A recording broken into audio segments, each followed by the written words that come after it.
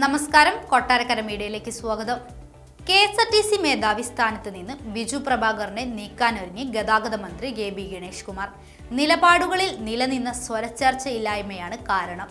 ഗതാഗത സെക്രട്ടറി സ്ഥാനത്ത് നിന്ന് ഉടൻ മാറ്റാനിടയില്ല. ഈ ബസ് നഷ്ടമാണെന്ന വാദം അധികാരമേറ്റ ഉടൻ ബിജു പ്രഭാകർ മുമ്പോട്ട് വെച്ചിരുന്നു. അതേസമയം മന്ത്രിയുടെ വാദം തെറ്റെന്ന് ചൂണ്ടിക്കാട്ടി KSRTC പുറത്തുവിട്ട റിപ്പോർട്ട് ഗണേഷ് കുമാറിനെ ചൊടിപ്പിച്ചിരുന്നു. ഗണേഷ് കുമാർ ചുമതലയേറ്റതിന് പിന്നാലെ നടത്തിയ ചർച്ചയിൽ KSRTC MD സ്ഥാനം ഒഴിയാൻ ബിജു പ്രഭാകർ സന്നദ്ധ പ്രകടിപ്പിച്ചിരുന്നു.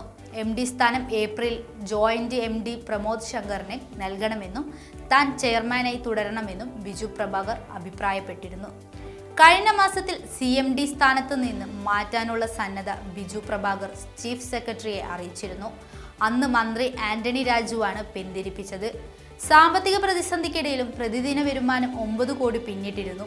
ഈ ബസിന്റെ കാര്യത്തിൽ മന്ത്രിയെ CPM തിരുത്തിയെങ്കിലും സ്മാർട്ട് സിറ്റി, കിഫ്ബി, PM ഇ-സേവ എന്നിവയിലെല്ലാം ഈ ബസ്സുകൾ വാങ്ങുന്ന കാര്യത്തിൽ തീരുമാനമായിട്ടില്ല.